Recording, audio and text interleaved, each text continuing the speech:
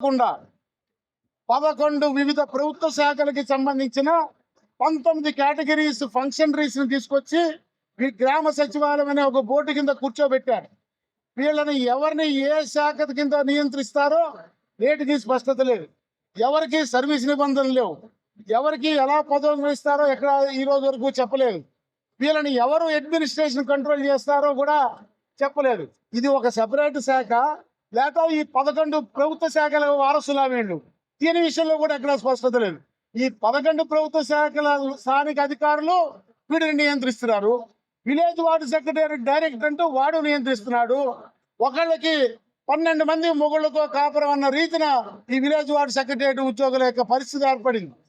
ఒక వ్యక్తి, ఒక ఉద్యోగి 12 మంది అడ్మినిస్ట్రేటివ్ అధికారులకు ఏ రకంగా జవాబుదారీగా ఉండగలుగుతాడో, అది ఏ రకమైన అడ్మినిస్ట్రేటివ్ మేనేజ్మెంట్ సరే రాజకీయ నాయకులకు తెలియకపోతే నాడు ఆనాడు చీఫ్ సెక్రటరీ, ఉన్నతాధికారులు, ఐఏఎస్ అధికారులు మరి ఏ రకంగా దీన్ని ఎలవ్ చేశారో నాకైతే అర్థం కాలేదు.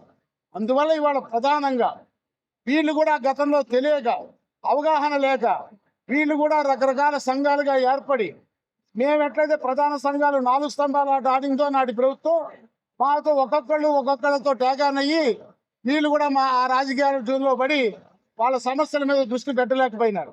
సో అందువల్ల అది రియలైజ్ అయ్యి ఈనాడు అన్ని సంఘాలు కలిపి, విలేజ్ వార్డు సెక్రటరీ అన్ని సంఘాలు కలిపి అనంతపురం, ఉమ్మడి అనంతపురం జిల్లా సత్యసాయి అండ్ అనంతపురం జిల్లా ఉన్నటువంటి గ్రామ వార్డు సచివాలయ ఉద్యోగులందరూ ఐక్యంగా ఒక తాటి మీదకి వచ్చి మా ఆంధ్రప్రదేశ్ ప్రభుత్వ సంఘంతో మమేకం అవడం ద్వారా రాష్ట్రంలో మిగతా అన్ని జిల్లాల్లో కూడా ఇదే కార్యక్రమానికి వారానికి ఒక జిల్లా చొప్పున వాళ్ళు కార్యక్రమాలు చేపట్టి మాతో మమేకం అవడం ద్వారా ఈ విలేజ్ వార్డు సెక్రటరీ వ్యవస్థని రాజ్యాంగబద్ధమైన, చట్టబద్ధమైన వ్యవస్థగా మార్పు చేయడంతో పాటు ప్రతి శాఖకి ప్రతినిధిగా ప్రాతినిధ్యం వహిస్తే ఉద్యోగికి 19 మంది ఫంక్షనరీస్కి లీగల్గా వాళ్ళకి రావాల్సినటువంటి వేతనాలు, వాళ్ళకి రావాల్సినటువంటి నోషనల్ ఇంక్రిమెంట్లు, వాళ్ళకి పెండింగ్ పెట్టిన 9 నెలల బకాయిలు, వారికి రెగ్యులర్ ఉద్యోగులతో వాటి పదోన్నతులు.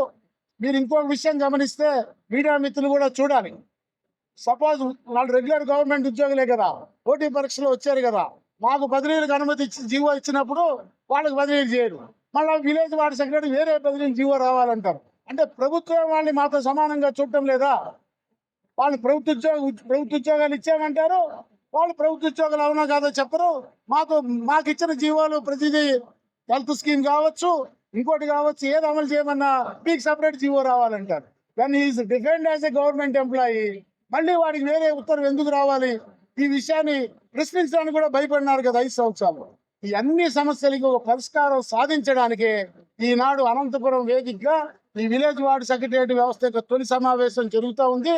ఖచ్చితంగా ఇది అన్ని జిల్లాల్లో రాబోయే ప్రతి వారానికి ఒక జిల్లా చొప్పున అన్ని జిల్లాల్లో కూడా పూర్తి అవుతుందని, తద్వారా ఈ రాష్ట్రంలో మరలా రాజ్యాంగబద్ధమైన పరిపాలన, ఉద్యోగులకి న్యాయంగా రావాల్సినటువంటి హక్కులు సాధించుకునే అవకాశం ఏర్పడుతుందని బలంగా నమ్ముతా ఉన్నాం.